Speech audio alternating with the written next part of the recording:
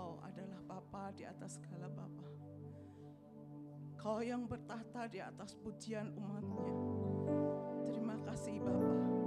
Terima kasih Tuhan Yesus. Kau Allahku yang hidup. Kami bersyukur punya Allah seperti Engkau Tuhan. Kalau pagi hari ini Kau telah berikan kami kesehatan Tuhan.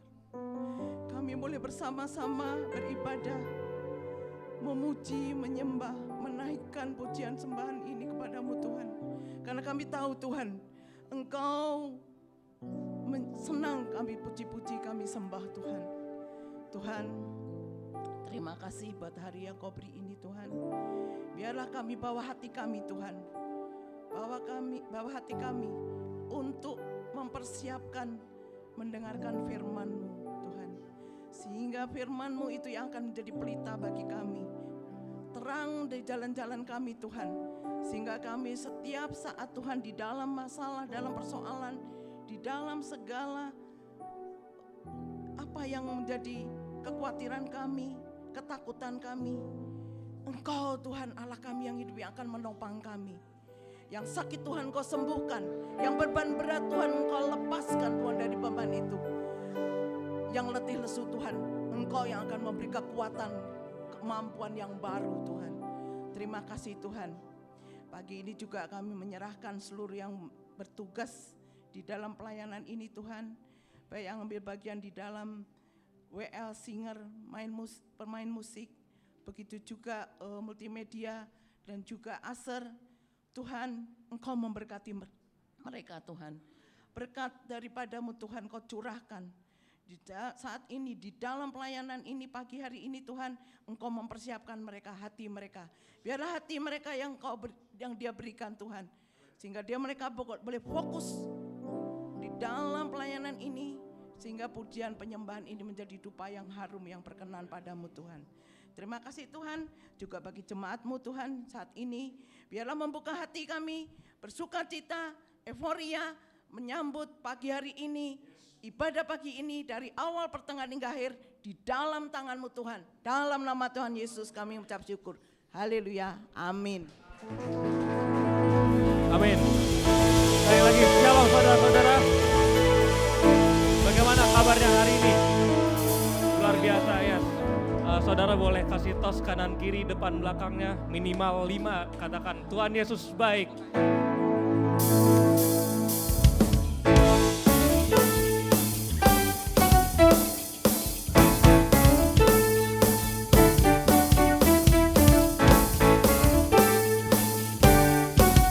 Mari sama-sama tepuk tangan.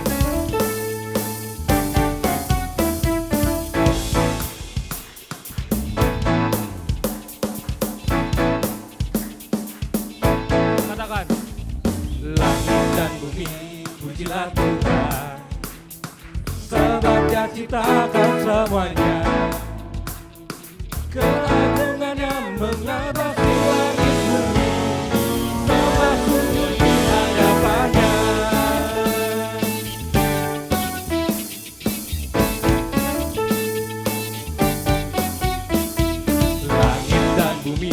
Pujilah Tuhan, sebab Dia ciptakan semuanya.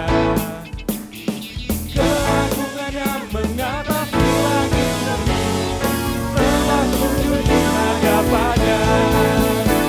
Ku puji, ku sembah, ku puji, ku sembah Yesus Kristus Sang Penebus. Ku puji, ku sembah, ku puji, ku sembah Yesus Tuhan dan Rajaku. Haleluya.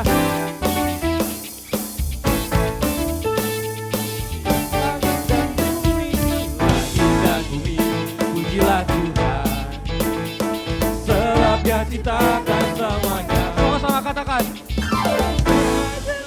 Mengatasi langit bumi, sembah sujud di hadapannya. Ku puji, ku sembah, ku puji, ku sembah Yesus Kristus Sang Penebus.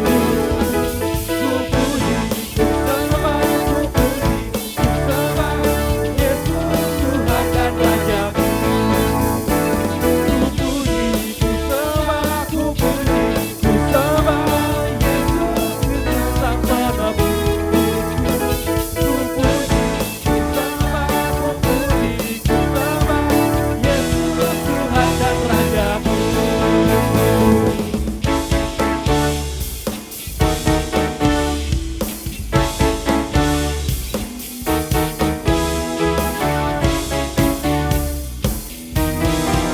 biar segala yang bernapas memuji Tuhan. Amin. Amin. Katakan haleluya.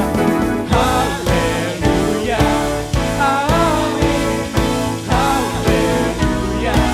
Amin. Haleluya. Amin. Haleluya. Amin. Haleluya. Amin. Haleluya.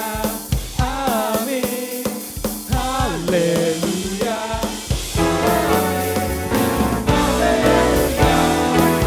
Terima saja katakan haleluya. Amin. Haleluya. Amin. Haleluya. Amin. Haleluya. Amin. Katakan dengan imanmu. Haleluya. Amin. Haleluya. Amin.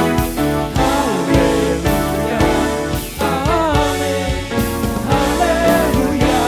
Amin. Haleluya. Amin. Haleluya. Amin. Beri sorak-sorai buat Tuhan kita.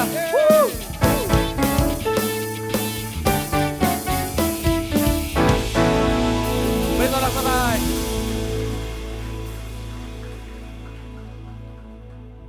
Saudara percaya bahwa ada kekuatan dalam nama Yesus. Amin. Amin. Berikan sorak-sorai buat Tuhan kita. Haleluya.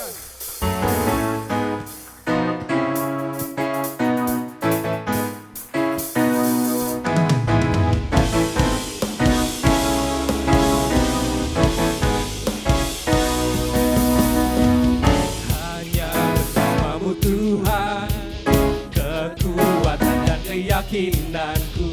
Dalam hadiratmu Tuhan, nyata kuasamu. Perlindunganku dari yang maha tinggi. Hidupku aman karenamu. Kau hadirkan atmosfer surga, memenuhiku dengan sukacita.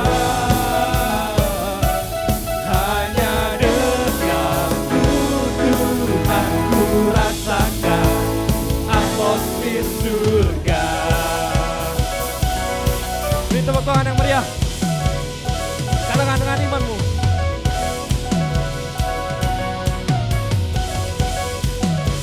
Katakan. Hanya bersamamu Tuhan, kekuatan dan keyakinanku. Dalam hadiratmu Tuhan, nyata kuasamu. Perlindunganku dari yang maha tinggi. Hidupku aman dalammu. Kau hadirkan atmosfer surga, memenuhiku dengan sukacita.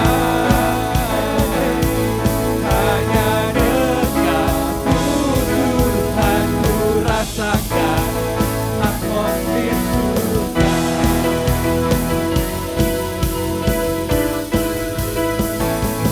Memenuhiku dengan sukacita. Hanya dekatmu Tuhan, ku rasakan atmosfer surga. Berikan yang terbaik buat Tuhan. Katakan hadiratnya menjamah dan melawat setiap hati kami. Sebab namanya ajaib dan berkuasa. Amin.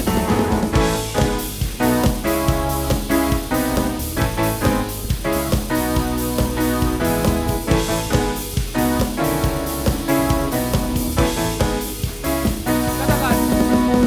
Kau hadirkan atmosfer surga, memenuhiku dengan sukacita.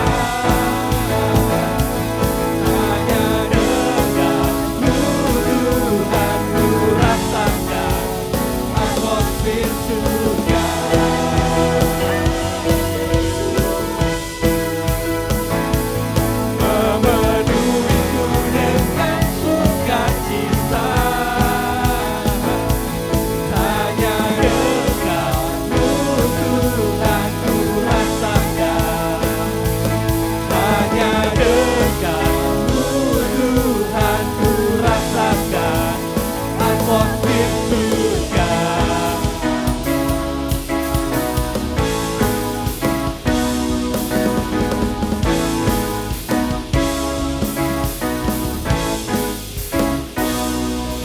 sorai buat Tuhan kita. Haleluya. Jemaat Tuhan, silakan duduk kembali. Mari siapkan hati kita untuk mendengarkan firman Tuhan. Mari kita angkat satu pujian ini.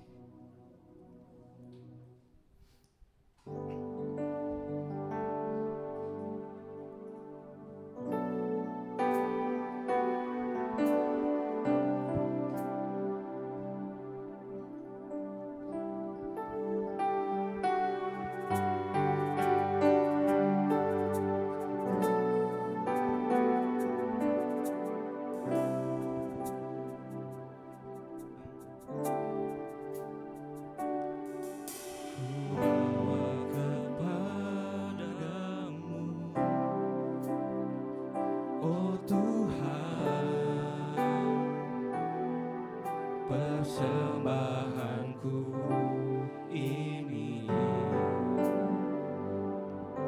ku ingin Engkau menerima korban syukurku melalui pujian.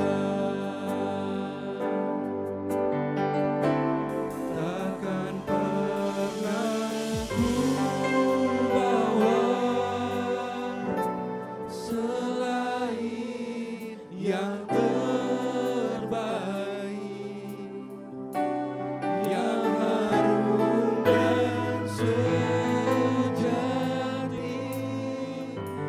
di hadapan tahta-Mu. Yesusku, terimalah korban syukurku ini yang mengalir di hatiku sebagai penyembahanku. Sama-sama katakan. Bawa kepadamu, oh Tuhan, persembahanku ini. Ku ingin Engkau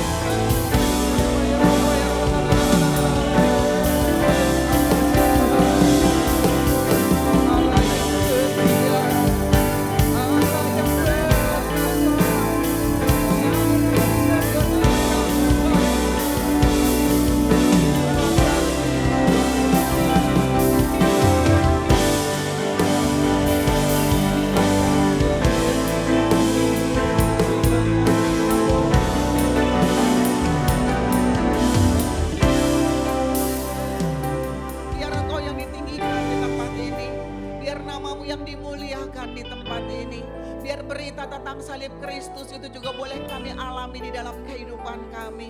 Terima kasih untuk hadirat-Mu di tengah-tengah kami pada pagi ini ya Allah. Terima kasih untuk kelawatan-Mu bagi setiap kami. Kami percaya setiap kami yang datang dengan beban yang berat, setiap kami yang datang dengan sakit penyakit, saat pujian dinaikkan, saat hati kami tertuju kepada Tuhan, kami tahu kesembuhan sudah terjadi. Kami percaya mujizat sedang terjadi. Terima kasih karena kami memiliki Allah yang hidup, Allah yang besar, Allah yang berkuasa. Terima kasih Tuhan, terima kasih. Kami mau menyiapkan hati kami dan telinga kami, berbicara kepada setiap kami ya Allah. Taruh perkataan-Mu di dalam lidah bibir hamba-Mu. Layakan hamba-Mu, ampuni hamba-Mu. Jadikan hamba-Mu alat berkat-Mu pada pagi ini.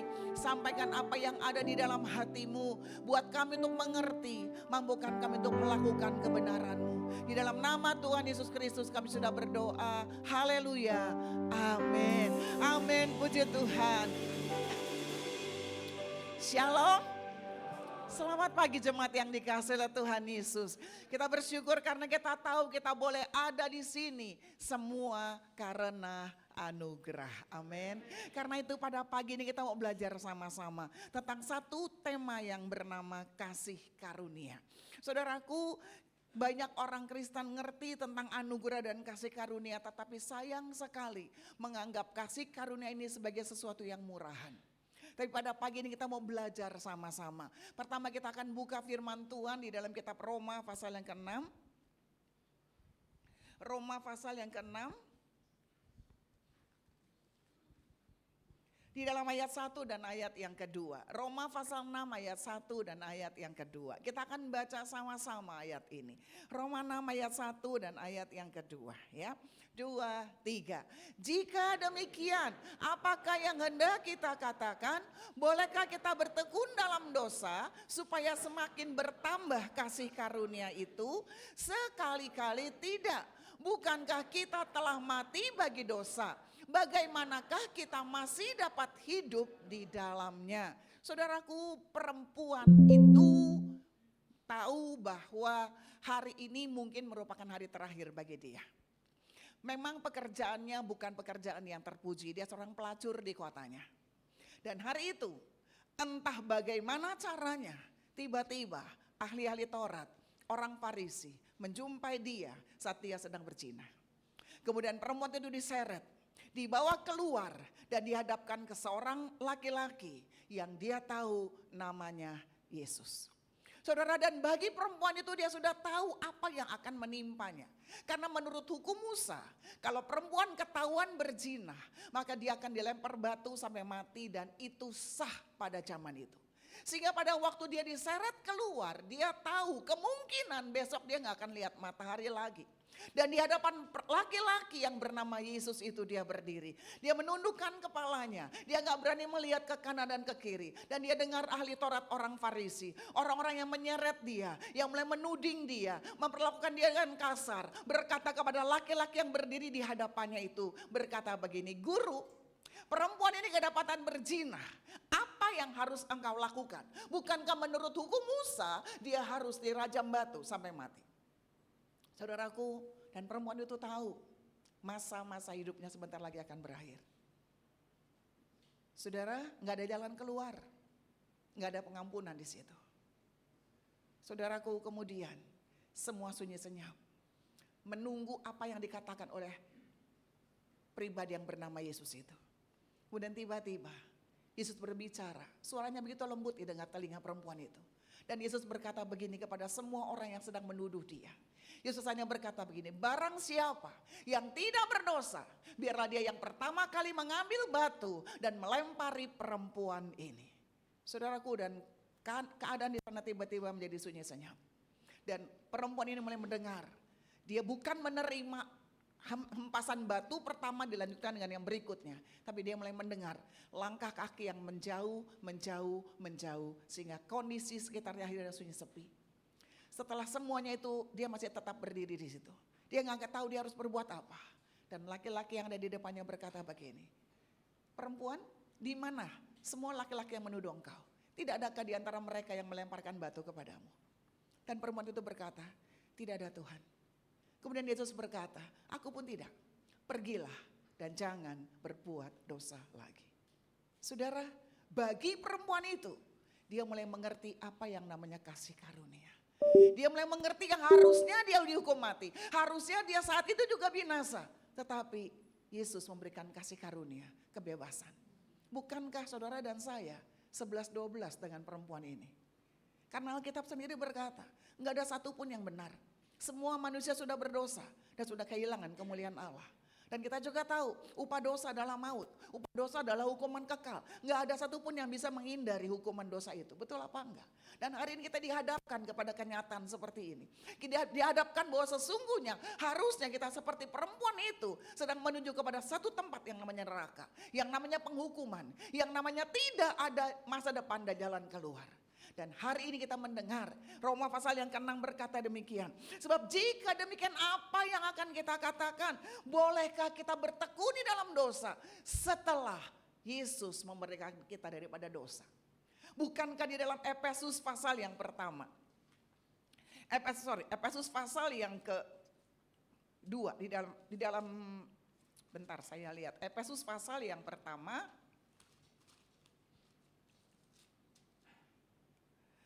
Efesus pasal yang kedua di dalam ayat yang ketiga firman Tuhan katakan begini. Sebenarnya dahulu kami semua juga terhitung di antara mereka. Ketika kami hidup di dalam hawa nafsu daging dan menuruti kehendak dan pikiran kami yang jahat. Pada dasarnya kami adalah orang-orang yang harus dimurkai sama dengan mereka semua. Artinya gak ada manusia dalam dunia ini yang tidak berdosa. Saudara setuju? Mau orang kaya apapun juga, semua orang berdosa. Kenapa? Karena Adam yang berdosa dan dosa itu turun ke dalam semua manusia yang menjadi keturunan Adam. Nah saudaraku, karena itulah hari ini kita mau belajar 3 hal. Bahwa kasih karunia, pengampunan yang Yesus berikan kepada perempuan berdosa itu, pengampunan yang sama Yesus berikan buat saudara dan saya. Lewat kematiannya di atas kayu salib. Karena itu apa yang Tuhan mau kita kerjakan? Alkitab mengajar saudara dan saya pada hari ini yang pertama, apa yang harus kita ajarkan? Yang kita harus lakukan yang pertama adalah kasih karunia. Itu mengajar kita untuk bisa hidup, mengasihi dan mengampuni. Sebab hanya karena kasih karunia kita mengerti kita butuh pengampunan. Kita butuh pengakuan. Kasih karunia memberikan kepada kita hari ini keyakinan dosa kita sudah diampuni oleh Tuhan. Amin. Nah, saudaraku, ini yang namanya kasih karunia. Manusia pada dasarnya maunya dosa terus, ya apa iya? Rasul Paulus bilang begini, aku tahu apa yang baik, tetapi yang aku lakukan bukan apa yang baik. Sebab setiap kali aku mau melakukan apa yang baik, niat hati ini baik, yang aku lakukan yang jahat. Sehingga aku ini manusia berdosa, kata Paulus. Karena bukan apa yang aku mau yang aku buat. Yang aku gak mau aku buat. Kalau kita mau lihat dalam hidup kita, jujur. Kalau mau lihat dalam pikiran kita, semua orang pengen buat baik. Iya apa iya? Tapi ternyata banyakan berhasilnya, banyakan gagalnya. Banyakan gagalnya. Suami istri udah bilang begini, udahlah gak apa-apa ya, emang laki gue kayak gitu. Udah gak apa-apa dah, gue mau sabarin aja nih niat istri. Baru pulang ibadah wanita, gue mau sabarin dah ya, gak peduli dah, laki pulang. Kita nanya baik-baik dia nyolot, saudaraku. Kita baru nanya, Pak kau pulangnya telat. Iya terang aja telat, lu kagak tahu kalau macet. Kalau nanya pakai otak dong, betul gak saudara? Terus istri bilang apa? Gue digituin, gue emosi dah. Dia ngomongnya ngegas, ya udah gue gas lagi, ya kan? Saudaraku, kita maunya nggak buat jahat, tetapi seringkali yang jahat sudah ada di depan kita. Kenapa? Karena dosa yang menguasai kita.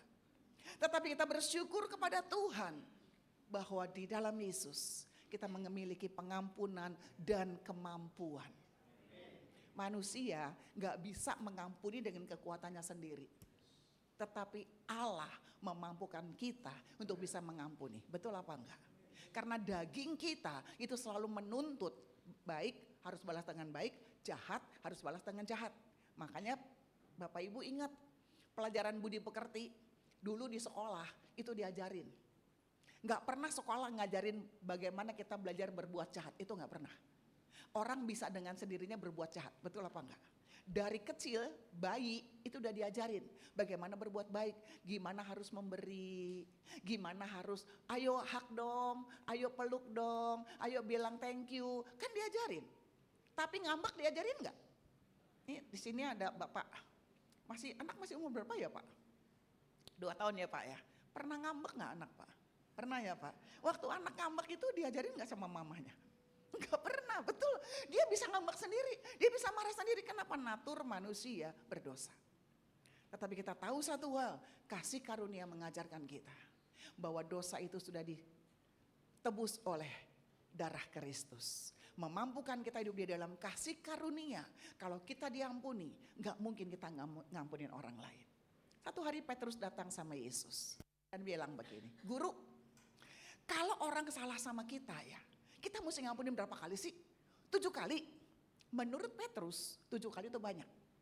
Dan Yesus berkata begini, Petrus bukan 7 kali, tetapi 70 kali 7 kali. Dan saat Petrus mendengar perkataan Yesus, Petrus masih belum ngerti apa arti 70 kali 7. Dia gak pernah ngerti sama sekali. Sampai satu hari Petrus mengalami yang namanya 70 kali 7 itu yang dari Tuhan.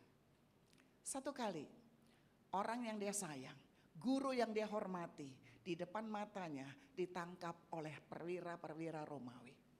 Satu hari, guru yang dia sayang, orang yang sangat dia hormati, dibawa dengan paksa tanpa seorang pun yang bisa mencegah, termasuk dia. Walaupun saat itu dia berusaha untuk membela gurunya, dia mengambil sebuah pedang dan dia memutuskan telinga salah satu pengawal yang menahan Yesus. Tetapi Yesus hanya berkata, sarungkan pedangmu. Yesus gak ngelawan pada waktu dia diseret. Yesus gak ngelawan pada waktu dia dibawa dan ditawan. Saudaraku, dan Petrus ikutin Yesus sampai ke halaman rumah imam besar. Waktu itu sudah malam. Dan orang-orang mulai membuat api unggun karena udara malam itu dingin di Israel. Saudaraku, sementara Petrus ada di situ, duduk dekat api itu. Dia mau lihat apa yang akan terjadi dengan gurunya. Kemudian tiba-tiba ada seorang perempuan yang berkata kepada dia begini, kamu kayaknya temannya dia ya? Dan Petrus mulai menyangkal Yesus. Saudaraku, dan Alkitab katakan, dia menyangkal Yesus berapa kali? 3 kali. Dan saudaraku, dan kitab Lukas berkata pada waktu Petrus menyangkal Yesus pada kali yang ketiga, Yesus menoleh kepada Petrus. Dan saat itu berkokoklah ayam. Dan Petrus keluar sambil menangis. Saudara bisa bayangin gak perasaan Petrus? Kegagalannya, kesedihannya. Padahal bukankah berminggu-minggu yang lalu Tuhan udah ngomong sama Petrus, Petrus hati-hati. Satu hari engkau akan menyangkal aku 3 kali. Dan Petrus dengan gagah berkata, enggak mungkin Tuhan. Semua orang boleh tinggalkan engkau, tapi aku enggak akan meninggalkan engkau. Yesus pernah berkata sama Petrus, tapi Petrus enggak mau dengar. Dan bahkan satu hari Petrus ingat, satu kali pada waktu Yesus bertanya, menurut kata orang siapa aku? Enggak ada murid yang bisa menjawab dengan benar. Dan Petrus bisa menjawab dengan benar. Dan Petrus berkata, engkau adalah Mesias, anak Allah. Dan Yesus berkata dengan jelas kepada Petrus, Petrus, di atas batu karang ini aku akan membangun gerejaku. Petrus tahu ada tugas yang besar yang Yesus percayakan bagi dia.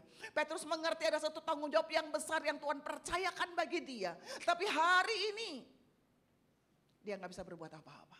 Hari ini dia merasa malu dengan dirinya sendiri. Dia yang dengan gagah berkata, aku gak akan tinggalkan engkau. Tapi dia malah menyangkal Yesus 3 kali. Bahkan mungkin Petrus berpikir, dia sama Yudas gak ada beda 11-12. Yudas menjual Yesus, Petrus menyangkal Yesus, apa bedanya? Dua-duanya sama, betul gak saudaraku? Dua-duanya berbicara mengenai pengkhianatan. Kemudian Yesus mati. Saudara bisa bayangin gak perasaan Petrus seperti apa? Dan perasaan itu mulai berubah pada waktu berita tentang kebangkitan Yesus itu dinyatakan. Kemudian Petrus melihat Yesus sendiri menampakkan dirinya. Saudaraku, hari demi hari berlalu, guru yang dia pernah sangkal bangkit dari kematian. Saudara, satu hari Petrus bilang sama teman-temannya, yuk kita kembali kepada pekerjaan lama kita. Kita kembali cari ikan. Dan Petrus kembali nangkap ikan. Saudaraku, dan peristiwa itu pada waktu mereka nangkep ikan, mereka nggak dapet ikan. Kemudian pada waktu mereka tiba-tiba mendengar ada suara orang dari pantai berkata begini, ada ikan nggak kalian? Dan mereka berkata nggak ada. Kemudian orang yang ada di pantai itu berkata begini, taruh, labuhkan, lemparkan jalamu ke sebelah kanan perahu. Dan waktu jala itu dilemparkan ke sebelah kanan, Alkitab katakan mereka nggak bisa menariknya karena ikan begitu banyak. Dan murid yang dikasih Yesus yang bernama Yohanes berkata begini, itu guru, itu Tuhan. Dan Petrus, dia langsung pakai bajunya, dia terjun ke air dan dia berenang ke darat. Saudaraku, dan di pantai itu dia bertemu kembali dengan gurunya. Orang yang pernah dia khianati, orang yang pernah dia sangkal 3 kali. Dan tiba-tiba gurunya memanggil dia dan berkata begini, Petrus, apakah engkau mengasihi aku? Dan Petrus berkata, iya Tuhan, aku mengasihi engkau. Kemudian Yesus tanya lagi, apakah engkau mengasihi aku? Dan kali ketiga, pada waktu Yesus berkata, Yesus, Petrus, apakah engkau mengasihi aku? Saudaraku, Petrus ingat kegagalannya. Petrus ingat pengkhianatannya. Petrus tahu ketidaklayakannya. Dan Petrus berkata begini sama Tuhan, Tuhan, engkau tahu segala sesuatu. Engkau tahu apa yang aku buat, engkau tahu kegagalanku, engkau tahu pengkhianatanku. Tetapi Tuhan, engkau tahu bahwa sungguh aku mengasihi engkau. Dan di situ Petrus mulai mengerti apa arti Tuhan. Waktu Tuhan berkata waktu orang mengampuni, dia harus mengampuni 70 kali 7. Berarti di dalam pengampunan bukan ada hitung-hitungan. Banyak kali kalau kita mengampuni itu kita ngitung, betul apa enggak? Oke, sekali, mama hitungin aja. 2 kali, lihat aja. 3 kali aja, awas ya. Mama udah kagak ada sabarnya lagi. Sono, sini mah kagak, betul enggak saudara? Kita sering kali kalau orang salah kita hitung. Tapi Petrus mulai mengerti apa arti 70 kali 7. Berbicara bukan hitung-hitungan seperti yang Petrus tanya. Apakah orang kalau bersalah sama kita harus kita ampuni 7 kali Tuhan? Enggak. Tetapi pengampunan bicara mengenai pemulihan. Bukan hanya sekedar memaafkan, tetapi ada pemulihan. Dan ini yang Petrus terima. Dia mengalami pemulihan dari Allah. Dia tahu dia harusnya nggak layak, dia berkhianat. Dia sama juga menjual Yesus, juru selamatnya, orang yang dia sayang. Tetapi hari ini Yesus kembali mempercayakan dan Yesus berkata, gembalakan domba-dombaku. Itu yang membuat Petrus adalah orang pertama yang bangkit pada waktu Roh Kudus dicurahkan. Dan dia mulai bersaksi, dia mulai berkhotbah. Dan khotbah pertama Petrus 3.000 orang bertobat saudaraku. Dan sejak itu Petrus terus berditakan firman. Kenapa? Petrus mau membuktikan kepada rajanya, kepada Yesus yang dia sembah. Bahwa pengampunan yang dia terima dari Yesus itu cukup bagi dia. Cukup untuk memulihkan dia. Cukup untuk membuat dia menjadi baru. Cukup untuk membuat dia untuk dipakai oleh Allah secara luar biasa. Pagi ini, bukankah Tuhan juga pulihkan engkau dan saya? Bukankah Tuhan Yesus terima kita apa adanya? Enggak seperti manusia yang terima kita ada apanya, betul apa enggak? Tapi Tuhan terima kita apa adanya. Tuhan tahu kok kesalahan kita. Tuhan tahu kelemahan kita. Tuhan tahu kita tuh dulu arogannya kayak apa, Tuhan tahu. Tapi waktu kita datang sama Tuhan, kita minta ampun sama Tuhan. Enggak ada yang namanya dibangkit-bangkit sama Tuhan. Enggak ada yang namanya waktu kita berbuat dosa Tuhan bilang gini, emang dasarnya sih dari dulu juga udah bajingan. Sampai kapan juga bajingan, itu enggak ada. Karena di dalam Kristus yang kita tahu adalah ada pengampunan yang luar biasa yang kita terima dari Allah. Pengampunan yang Yesus katakan, kalaupun dosamu merah seperti kirmisi akan menjadi putih seperti salju. Dan itu enggak gampang. Untuk bikin putih jadi merah itu gampang. Tapi bikin merah jadi kembali putih itu enggak gampang. Dan itu rasanya mustahil. Tapi apa yang enggak mungkin bagi manusia, Allah buat di atas kayu salib lewat kematian Kristus bagi saudara dan saya. Karena itu pada pagi ini kita yang sudah menerima pengampunan Tuhan. Kita yang sudah menerima pemulihan Tuhan. Yang Tuhan mau, yuk. Ada keluarga yang perlu dipulihkan. Ada suami yang perlu dipulihkan. Ada hubungan istri yang perlu dipulihkan. Ada mertua yang perlu dipulihkan. Ada menantu yang perlu dipulihkan. Saudaraku, kita tahu sama seperti menantu kita juga berdosa. Sama seperti mertua, kita juga berdosa. Sama seperti istri atau sama suami kita juga berdosa. Sama seperti anak-anak dan orang tua, kita juga berdosa. Yang kita butuhkan adalah waktu kita berdosa, bukan dituding dosa kita, tetapi dikasihi, diampuni, dan dipulihkan. Betul? Kemarin saya bertemu dengan anak-anak remaja, ngobrol-ngobrol sama mereka. Dan mereka bilang begini, "Anti, kami tahu kami sedang berurusan dengan luka dalam hati kami." Anak-anak remaja loh saudara, sekitar umur 12 sampai 14 tahun. Mereka katakan kami sedang bergumul tentang hal itu. Kami tahu inner child kami itu harus diperbarui. Ini anak remaja. Dan dia bilang, tapi gak gampang Anti. Kenapa? Karena dia punya mama, dia punya orang tua. Saudaraku dia bilang, kita tahu kok, aku tahu aku buat salah. Aku tahu, aku pernah bohong. Aku bilang sama mama pergi ke sini, ternyata aku begini ke tempat lain. Aku tahu aku pernah bohong. Tapi aku mau, aku dikasih percayaan lagi dong. Tapi sejak hari itu, mama gak pernah percaya lagi sama aku. Tiap kali ada apapun yang aku lakukan, mama selalu hubungin dan berkata, lu pasti begini lagi. Lu pasti begini lagi. Dan sehingga membuat anak ini lukanya tuh gak sembuh Bapak Ibu. Hari ini kita mau belajar, ingat orang tua, kita pun juga lagi belajar jadi orang tua. Amin. Kita juga belajar, kita juga banyak kesalahan. Anak-anak pun juga lagi belajar untuk jadi anak yang taat sama kita. Kalau kita belajar untuk hidup di dalam pengampunan dan kasih, maka anak-anak kita akan bertumbuh di dalam pengampunan dan kasih. Kenapa? Karena di sana ada pemulihan. Betul apa enggak? Saya punya guru tamborin saudaraku, dia punya bendahara, itu terkenal sebagai orang yang suka nyuri duit. Ya. Tapi dia angkat itu anak perempuan untuk jadi bendahara bagi dia. Waktu diangkat jadi bendahara saudaraku, itu teman-teman yang tahu latar belakang anak perempuan ini mulai komplain dan bilang, "Anti, tahu nggak reputasinya dia udah kerja di sini, dia udah kerja di sini." Dan dia terus bolak-balik dikeluarin, kenapa? Karena dia pakai uang perusahaan, dia pakai uang orang, dia pakai uang organisasi. Tapi Anti, dia ibu rohani saya, dia tetap pekerjakan. Dia bilang nggak apa-apa kok, saya akan kasih kesempatan. Saudaraku, bulan, 2 bulan, 3 bulan lancar semuanya, baik semuanya. Mulai masuk bulan keempat, bulan kelima, bulan keenam dan seterusnya. Dia tahu uang mulai dipakai, udah nggak tahu lagi, udah nggak jelas kemana. Orang-orang udah mulai ngomong, "Anti, periksa keuangan, coba lihat." Dia cuma diam aja. Dan satu hari saudara tahu, anak perempuan ini malah mengajukan resign. Dan dia bilang begini, "Anti, saya minta maaf, saya mau berhenti." Dan Anti tanya begini, "Kenapa kamu mau berhenti? Apa gaji saya kurang?" "Enggak." "Kenapa kamu mau berhenti?" Dan dia bilang begini, "Anti tahu enggak kalau selama ini saya ambil uang dari kas?" Dan dia bilang, "Saya tahu." Dan anak perempuan ini kaget. Dan dia bilang, "Anti tahu selama ini saya ambil. Anti tahu enggak udah berapa banyak yang saya ambil?" Anti panggil bilang, "Saya tahu."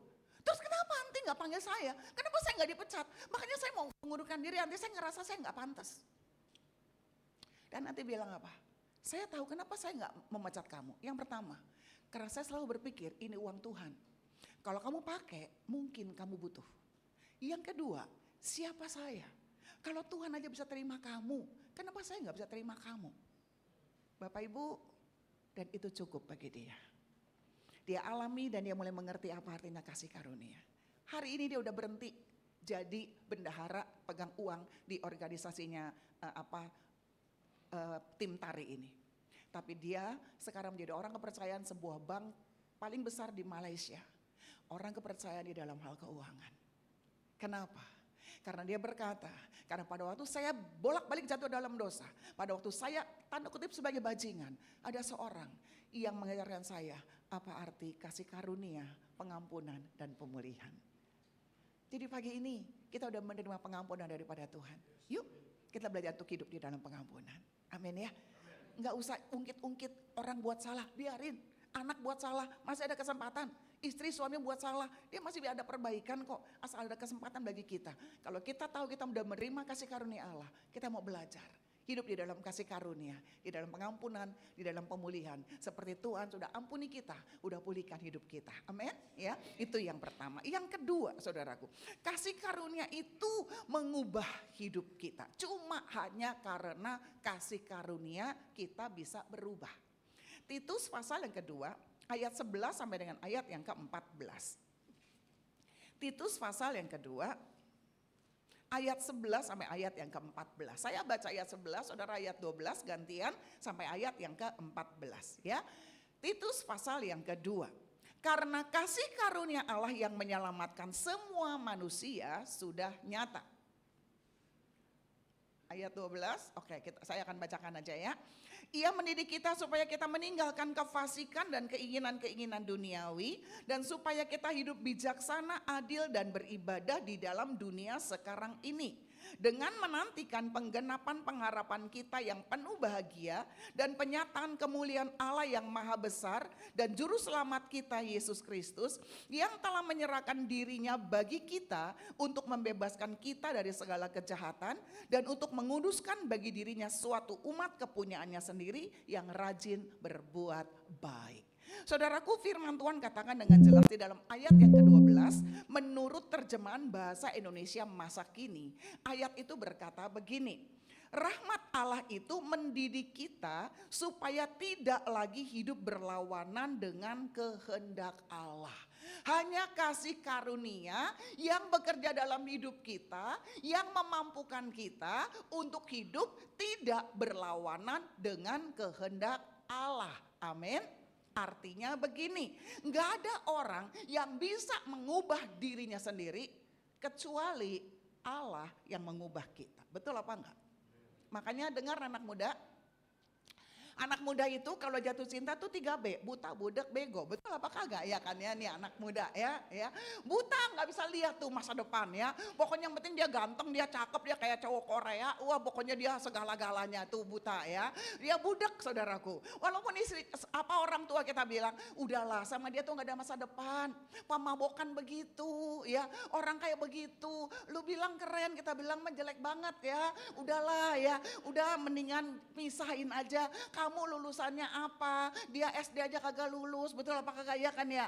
Nah udah, tapi kan kalau anak jatuh cinta kan budak kan, gak mau denger kan ya kan ya? Terus bilang begini, gak apa-apa kok, dia gak berubah, nanti saya bisa ubah dia. Berapa banyak perkataan yang kita dengar akan hal itu? Saya bisa kok ngubah dia.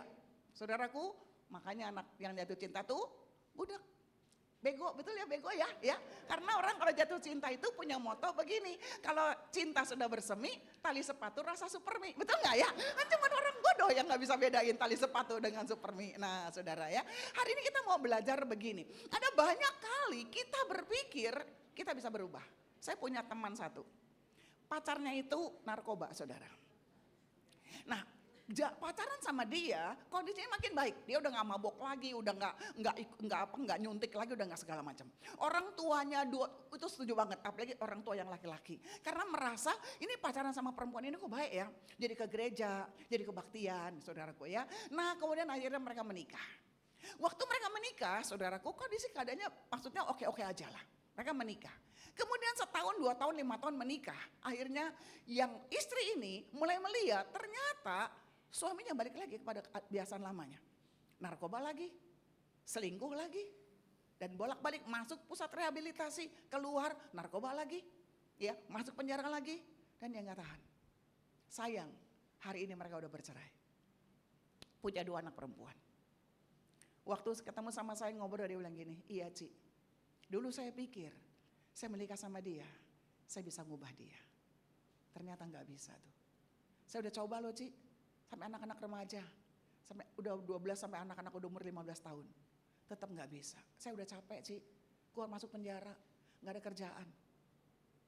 Ya, kemudian bukan cuma keluar masuk penjara aja Ci, bohongin saya, selingkuh sama ini sama itu. Nah ya mereka bercerai.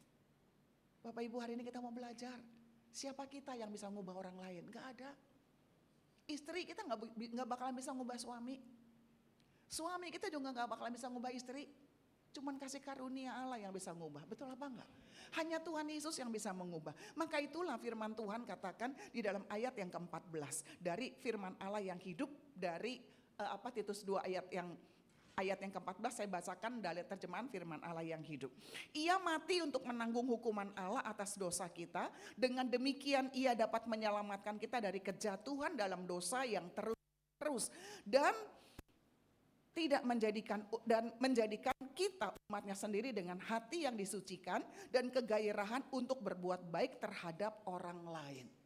Firman ini bilang apa? Tuhan menanggung hukuman atas dosa kita. Dengan demikian dia dapat menyelamatkan kita dari kejatuhan yang terus menerus. Tuhan tahu natur kita tuh lemah, natur kita tuh berdosa. Hanya karena kasih karunia dia ubah kita. Amin. Makanya kita bisa bilang barang siapa yang ada di dalam Kristus dia ciptaan baru. Yang lama sudah berlalu, yang baru sudah datang. Betul apa enggak? Itu hasil pekerjaan siapa? Alkitab katakan barang siapa yang ada di dalam Kristus. Kalau dia ada di luar Kristus, dia mau usaha kayak apapun juga, natur manusia yang berdosa akan membawa dia kepada dosa dan dosa dan dosa. Tetapi pada waktu kita terima Yesus, pengampunan dari Yesus, Roh Kudus bekerja di dalam hati kita, itu yang memampukan kita untuk apa? Bisa melakukan pekerjaan baik yang Allah siapkan. Makanya di dalam ayat 14 dikatakan sebab Allah menguduskan bagi dirinya suatu umat kepunyaannya sendiri yang rajin berbuat baik. Kita hanya bisa melakukan apa yang baik kalau Kristus ada di dalam hidup kita. Kalau Kristus memperbarui kita. Amin. Karena itu pada pagi ini kita mau bersyukur sama Tuhan. Karena hanya kasih Tuhan yang sanggup mengubahkan kita. Kita berubah sampai hari ini itu hanya kasih karunia, saudara. Orang bisa bilang begini, dulu lu kayak begini, sekarang begini. Kita nggak bisa bilang, oh iya gue hebat. Enggak, cuman karena kasih karunia. Betul apa enggak? Dulu kita kayak apa, sekarang kayak apa, kesukaannya dulu apa, sekarang apa. Itu cuman karena kasih karunia. Maka itulah ingat, cuman kasih karunia yang bisa ngubah kita. Amin suami. Cuman kasih karunia yang bisa ngubah kita. Amin istri. Dan waktu kita berubah, keluarga pasti berubah. Betul apa enggak? Ada seorang ibu yang bilang sama saya begini. Saya kebaktian di gereja kecil saudaraku. Dan ibu itu cerita. Dia bilang, aduh saya punya suami. Saya tuh kawin sama dia udah 40 tahun. Tapi sekarang saya udah bosan sama dia. Ini laki makin tua ya, waduh makin bawel. Saya nggak tahu nih suami-suami di sini bagaimana nih, istri-istri makin tua makin bawel apa makin diam, saya kagak tahu ya. Dia bilang ini laki makin tua makin bawel, katanya gitu. Udah makin bawel ya, apa-apa mau dilayanin ya. Orang dia duduk di meja, situ ada gelas, sebelahnya dia itu ada dispenser, itu mau minum kudu manggil, mah ambil minum, itu tinggal ngelangkah doang. Dan dia bilang, aduh saya udah kesel sama laki saya. Katanya, udah mana, kagak boleh kemana-mana. Saya tiap hari mesti deket sama dia. Ya, saya pergi kemana dicariin, rese. Saya waktu denger itu saya bilang, iya lucu ya. Orang kalau menikah lucu, betul gak Bapak Ibu? Waktu baru pacaran, ilah udah kayak perangkok nempel terus, betul apa kagak ya? Mana-mana jalan, gandengan, kita bikin romantis. Gimana ya? Bikin paling romantis. Betul gak saudara? Wah kayaknya udah bagaimana banget ya. Menikah nih setahun, 2 tahun, 10 tahun, 20 tahun masih rada-rada lengket. Udah 30 tahun, 40 tahun duduk berduaan Bapak Ibu. Baru duduk, bini doang gini, sono dikit lu gua gerah. Jangan nempel-nempel, gerah gua. Nah ini terjadi sama ini Bapak Ibu. Ya, ini suami istri ini kejadiannya kayak begitu. Dia kesel banget. Kalau mau pergi nih si istri bisa pergi, itu handphone dimatiin Bapak Ibu. Kenapa? Karena laki tiap 15 menit nelpon, lu di mana? Pulang jam berapa? Si suami. Dan si istri bilang, aduh, saya ngomong lu, dia gerejanya gereja GKI yang apa kalau panggil pendetanya itu boksu ya. Dia bilang, saya datang lu ke boksu saya, ke gembala saya. Saya bilang gini, boksu, saya udah bosan sama dia, mendingan saya kalau saya udah bilang lu sama tetangga, ada yang mau piara dia, piara dah katanya ya. Saya udah kagak mau lagi. Ini dia ngomong, Pengen cerai aja dah Boksu. Udah punya cucu Bapak Ibu 40 tahun udah menikah. Dan si pendetanya bilang, tante lakukan firman. Berubah, gimana caranya? Orang diajak kayak gitu.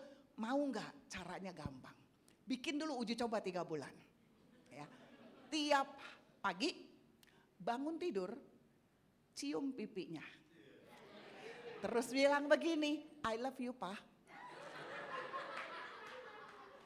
Saudara, ini istri ya bilang begini, aduh maaf Boksu, boro-boro cium dia ngeliat mukanya aja saya udah enak. Gimana caranya saya mau cium dia? Tapi si Boksunya bilang, lakukan firman.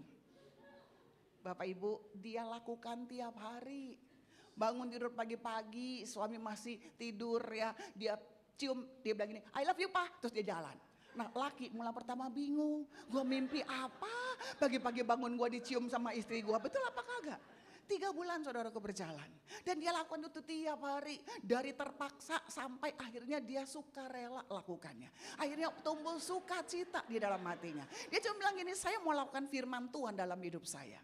Dan Bapak Ibu tahu nggak? Waktu dia datang lagi ke pendetanya dia bilang, aduh Boksu, laki saya berubah sekarang. Baik banget. Udah gak pernah tuh manggil saya kemana-mana lagi, enggak. Malah kalau saya di rumah dia bilang ini, lu kok gak pergi hari ini, pergi aja. Ya, bahkan dia suka bilang begini, dah sono kalau pergi ya ada uang enggak. Saudara, dan dia bilang berubah loh.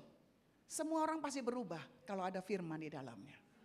Semua orang pasti berubah kalau mau melakukan firman di dalam hidupnya. Amin. Waktu kita melakukan firman itu bukan hal yang gampang. Mertua mengasihi menantu itu bukan suatu hal yang gampang.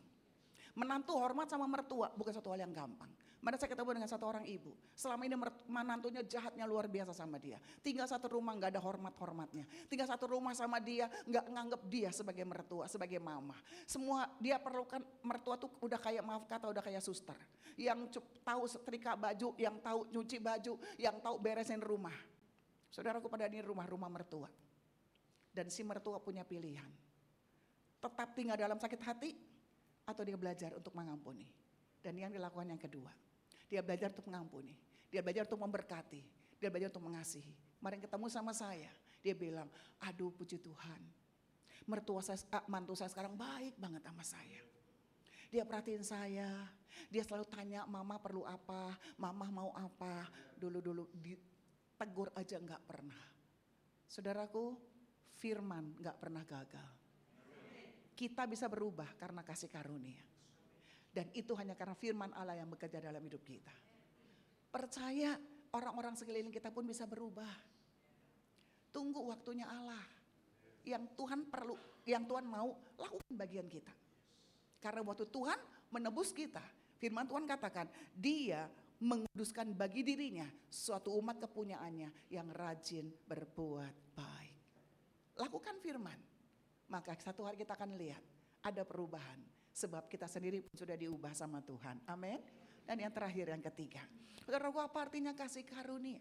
Kasih karunia berbicara mengenai pengampunan dan pemulihan.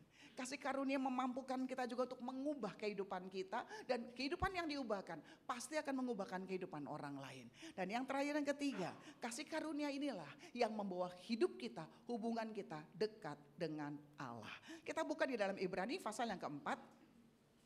Dan kita akan baca sama-sama Ibrani pasal yang keempat. Di dalam ayat yang ke-14 sampai dengan ayat yang ke-16. Ibrani 4 ayat 14 sampai ayat yang ke-16. Saya baca ayat 14, saudara 15, ayat 16 kita baca sama-sama. Ya, karena kita sekarang mempunyai imam besar agung yang telah melintasi semua langit, yaitu Yesus anak Allah. Baiklah kita teguh berpegang pada pengakuan iman kita.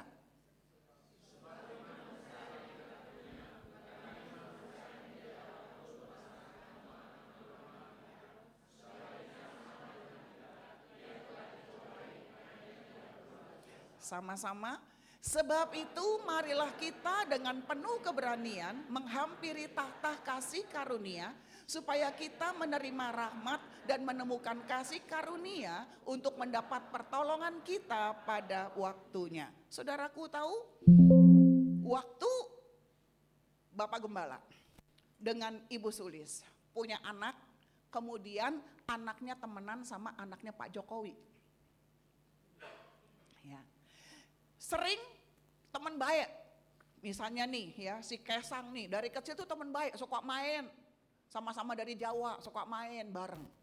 Tiba-tiba bapaknya diangkat jadi presiden, orang nomor 1 di Indonesia. Tapi ini pertemanan ini tetap jalan. Sehingga walaupun udah jadi anak presiden, si Kesang tuh sering datang makan bareng, dan dia juga suka bilang ayo dong ke rumah. Dan satu kali dia Bapak Gembala dengan Ibu Gembala tuh juga udah kenal baik dengan Pak Jokowi. Karena apa? Karena anak. Jadi pada waktu Bapak Ibu Gembala diundang ke istana, ya, Pak Jokowi ulang tahun datang ke sana.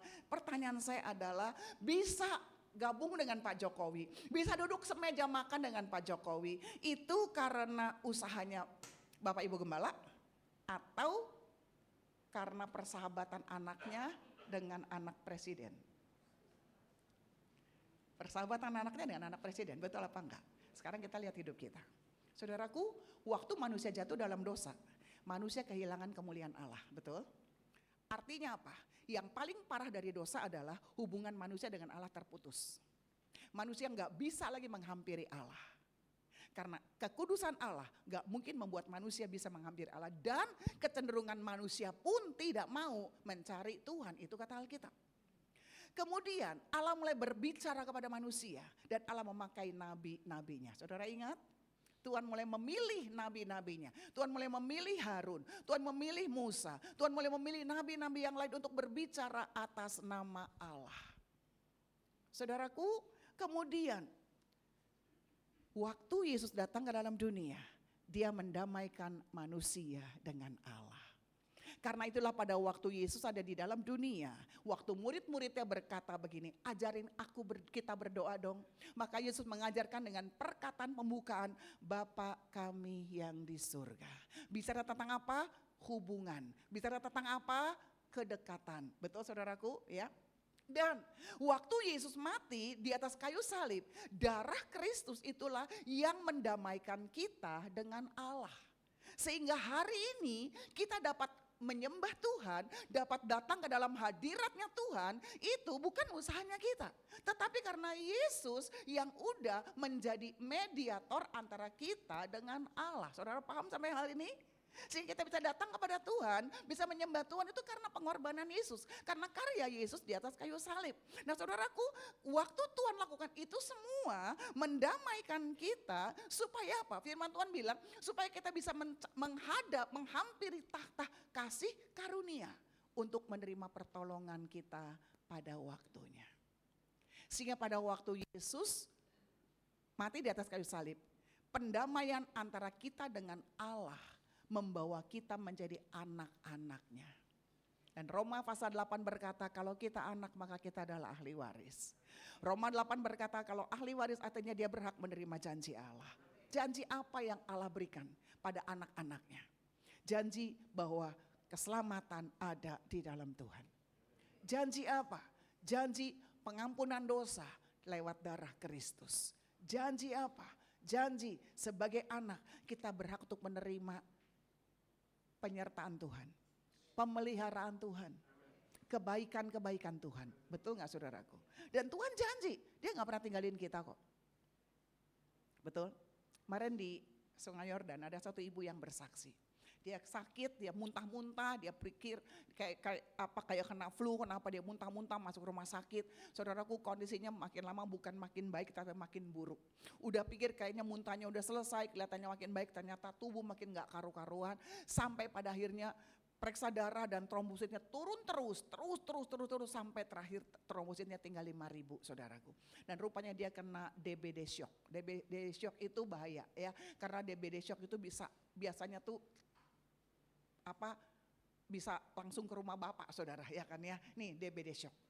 Dalam kondisi yang gak enak, dia bilang itu gak enak banget. Badan itu gak karu-karuan. Dan dia rasanya tuh udah gak tahan lagi. Sampai dia bilang sama suaminya begini, kayaknya dia gak kuat lagi. Kalau dia udah gak kuat lagi, istilah kasarnya mungkin dia mendingan dia pulanglah ke surga kalau dia sakit sekali sampai kayak begini.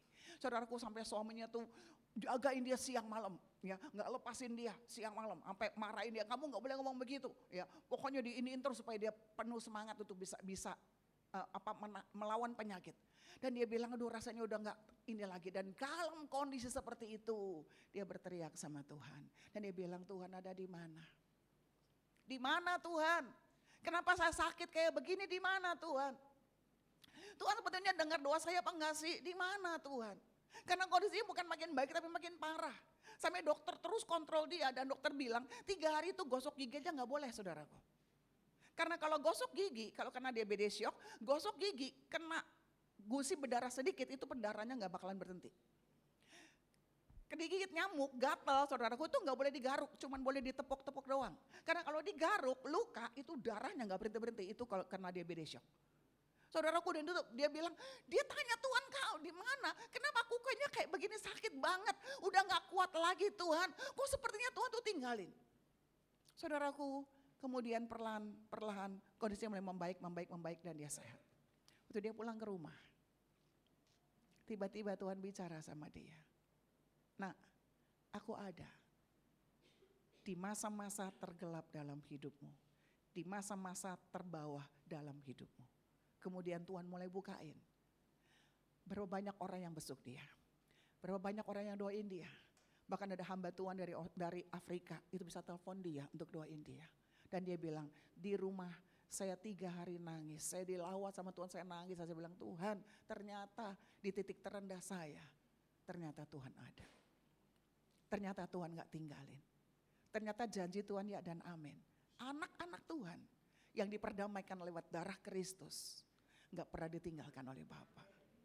Pagi ini saudara dan saya adalah anak-anak Tuhan. Kita diperdamaikan oleh Bapa lewat darah Kristus. Berarti ada janji Tuhan buat kita.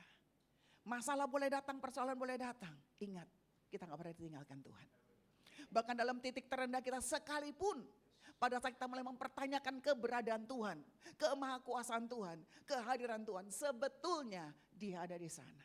Dia kirim banyak hal untuk menyadarkan kita bahwa Dia ada, Dia perhatikan, Dia kasihi dan Dia pelihara. Itu yang namanya kasih karunia. Siapa kita? Orang berdosa. Siapa kita? Gak ada yang baik dari dalam diri kita. Tetapi Yesus, Dia datang buat kita, Dia mati buat kita, Dia ampuni dosa kita, Dia angkat kita jadi anak. Karena itu mari pada pagi ini, hiduplah dia dalam kasih karunia Allah. Kasih karunia yang membawa kita punya hubungan yang dekat sama Tuhan. Kasih karunia yang memberikan pada kita kemampuan untuk kita bisa menjalani kehidupan dalam perubahan. Kasih karunia memberikan pada kita pemulihan. Enggak hidup menurut penilaian orang. Orang boleh bilang kita yang jelek, orang boleh nilai kita yang enggak baik. Tapi kita tahu yang terpenting penilaian Tuhan buat hidup kita. Bahwa kita adalah orang-orang yang Tuhan kasihi. Karena untuk kita lah Dia datang ke dalam dunia dan mati di atas kayu salib. Buat saudara dan buat saya. Hiduplah dia dalam kasih karunia Allah. Amin. Kita berdoa.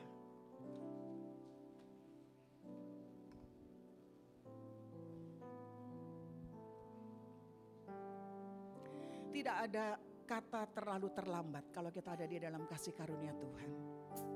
Karena di dalam Tuhan selalu ada pemulihan.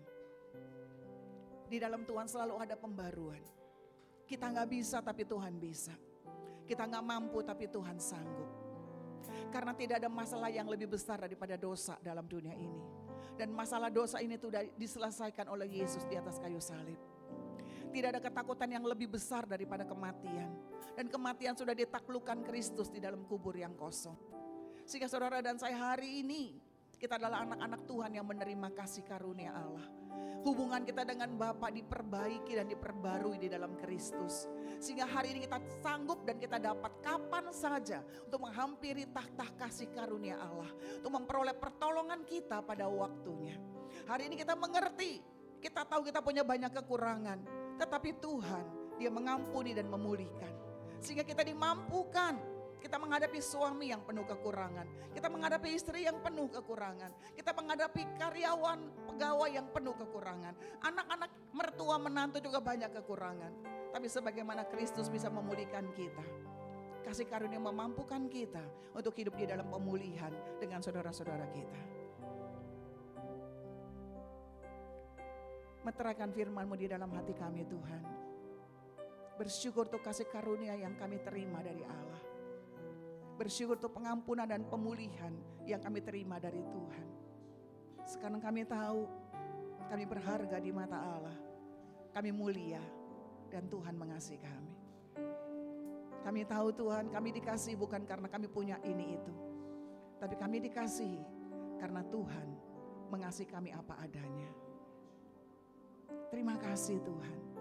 Biar kami boleh hidup dalam penilaian Allah, bukan atas penilaian manusia.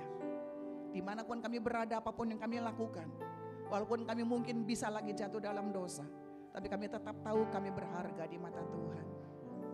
Karena itu mampukan kami untuk juga menghidupi kasih karunia Allah ini. Kasih karunia yang mengubahkan kami. Kasih karunia yang membawa kami semakin dekat dengan Tuhan. Supaya lewat hidup kami, keluarga kami boleh dibawa lebih dekat sama Tuhan. Supaya lewat hidup kami, perubahan yang terjadi membawa nama Tuhan dipermuliakan di dalam apapun yang kami lakukan. Terima kasih Tuhan, berkati umat-Mu, berkati gereja-Mu. Biar Geraha Oikos tetap bertumbuh di dalam kasih karunia Tuhan. Di sini ada pengampunan, di sini ada pemulihan, di sini ada berita keselamatan. Di sini ada kesempatan untuk terus melakukan pekerjaan-pekerjaan baik yang Tuhan percayakan. Terima kasih Tuhan, terima kasih. Di dalam nama Tuhan Yesus kami berdoa, haleluya, amin. Tuhan berkati saudara.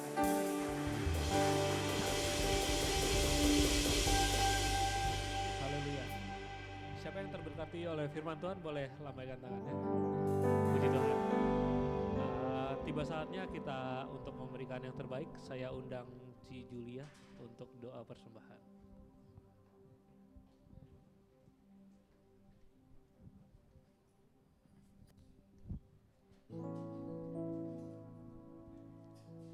Bapak Ibu dan saudara-saudari, mari kita berdoa untuk persembahan yang akan kita bawa kepada Tuhan. Tuhan Yesus, terima kasih Tuhan untuk benih firman-Mu hari ini yang Kau taburkan di hati kami. Tuhan, terima kasih kami diingatkan kembali dengan kasih karunia-Mu yang sangat mahal, yang tidak dapat kami beli dengan apapun yang kami punya di dunia ini. Terima kasih Tuhan, mungkin di antara kami, beberapa kami ada yang seperti Petrus atau Yudas yang dalam hidupnya memikul salib, yang menyangkal Yesus, melakukan hal-hal yang tidak berkenan. Sama seperti Petrus, pada akhirnya dia akan memenangkan jiwa-jiwa. Begitu juga kami Tuhan sanggup memulihkan hidup kami, kepahitan kami, kesesakan kami, kebuntuan, inner child, trauma kami, sehingga Tuhan mengubahkan hidup kami oleh karena kasih karunia Tuhan menjadi pribadi yang lebih baik. Tuhan, berkatilah Ibu Helena yang telah menyampaikan benih firman Tuhan hari ini. Berkati juga keluarga Bapak Ibu penatua di sini, Bapak Joko, Bapak Kinoto, Bapak Cacing. Berikanlah mereka kesehatan yang sempurna senantiasa. Biarlah dimanapun mereka berada, apapun yang mereka kerjakan di dalam pelayanan mereka, Tuhan bekerja, Tuhan berdaulat, ada kegerakan rohani dan damai sukacita yang daripadamu. Tuhan, kami percaya Tuhan akan pakai gereja ini untuk terus mewartakan kasih karunia Tuhan, kasih karuniamu Tuhan yang membuat kami terus percaya dan beriman kepadamu. Sebentar kami akan membawa persembahan kami lewat perkenananmu. Dalam ketaatan dengan hati mengasihi Tuhan, kami akan membawa persembahan syukur kami. Sebagian kecil dari berkat-berkat yang Tuhan percayakan untuk pekerjaan Tuhan, untuk rumah Tuhan di tempat ini. Diberkatilah apa yang kami persembahkan. Tuhan, kami percaya pada waktu kami menabur, kami juga akan menuai dalam berkat-berkat-Mu. Kami percaya Engkau akan mengenyangkan hidup kami dengan segala yang baik dan yang terbaik. Oleh sebab itu kami mau memberi dengan meletakkan, mentransfer, membawa ucapan syukur kami bersama-sama dengan sukacita. Di dalam nama Tuhan Yesus, haleluya, amin. Selamat memberi, Tuhan Yesus memberkati.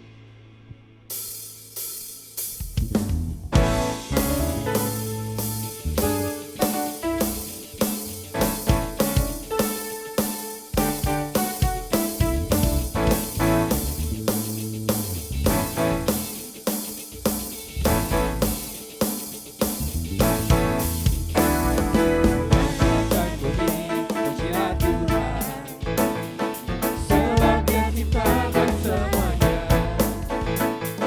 keagungannya mengatas langit bumi, kita sujud di hadapannya.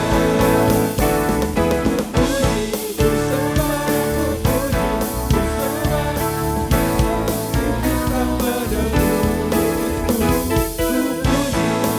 Tuhan menebusku.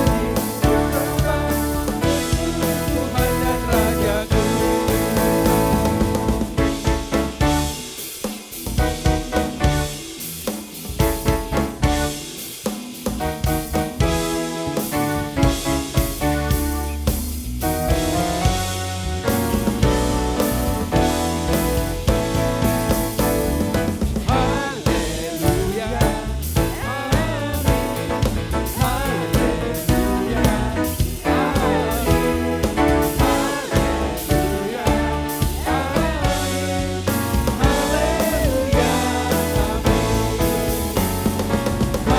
Haleluya, amin. Haleluya, amin. Haleluya, amin.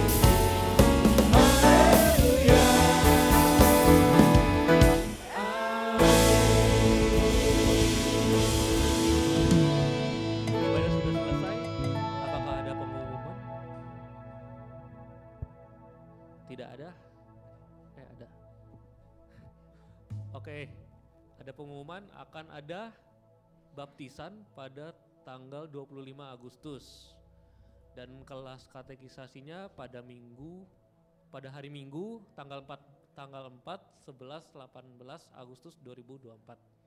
Pendaftaran paling lambat tanggal 28 Juli. Untuk pendaftaran bisa menghubungi sekretariat Ibu Junkian ya.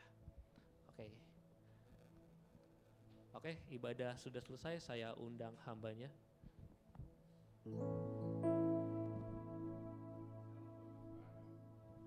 Shalom.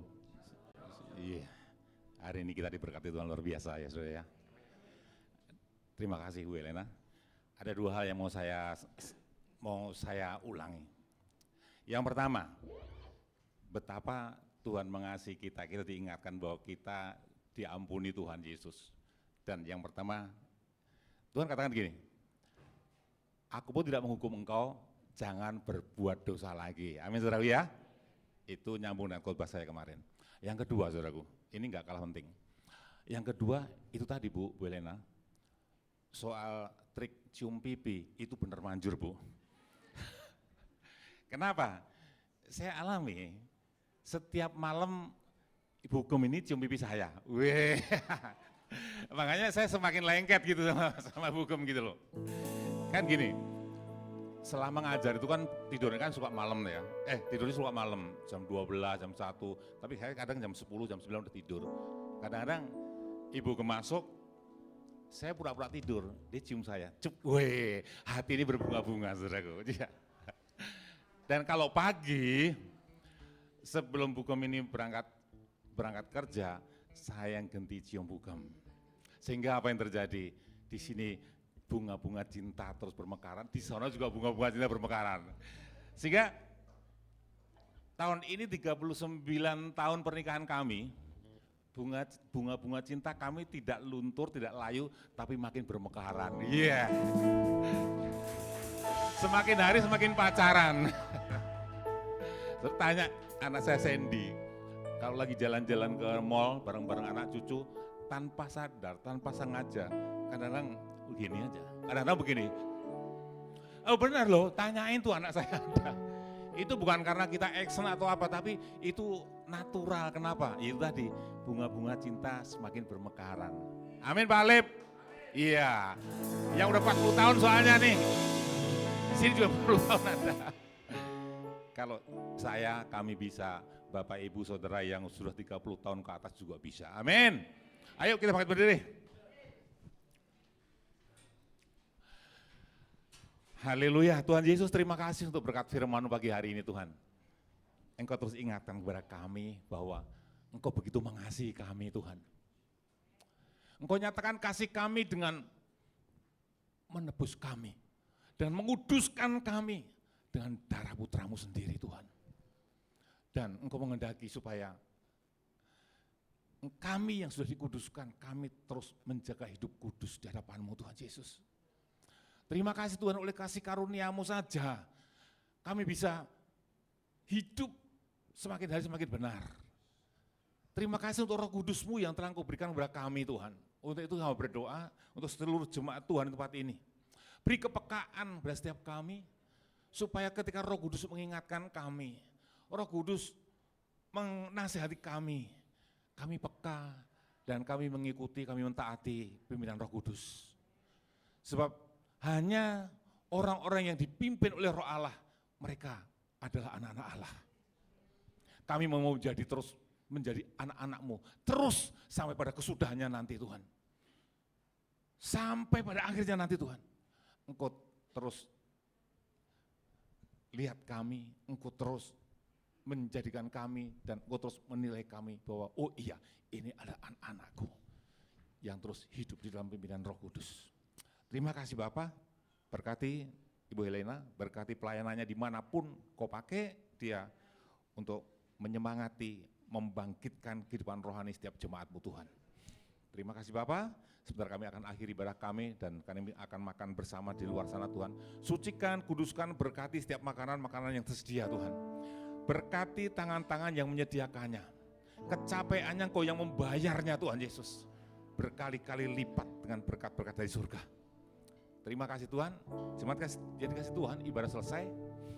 Kiranya berkat anugerah dari Allah Bapa, cinta kasih daripada Tuhan Yesus terus meluap di dalam hatimu, di dalam hatiku. Sehingga kita semua terus dimampukan untuk mengasihi Allah dan mengasihi sesama. Dimampukan untuk mengampuni orang-orang yang bersalah kepada kita. Sehingga hidupmu dan hidupku terus ada di pimpinan Roh Kudus. Tetap ada dalam track Allah. Dan semakin hari semakin bertumbuh dalam segala hal ke arah Kristus. Biar segala berkat ini tercurah atas kita semua, menyertai kita dari sekarang sampai selama-lamanya. Di dalam nama Tuhan Yesus. Haleluya, sama-sama katakan amin. Tuhan berkati kita semua.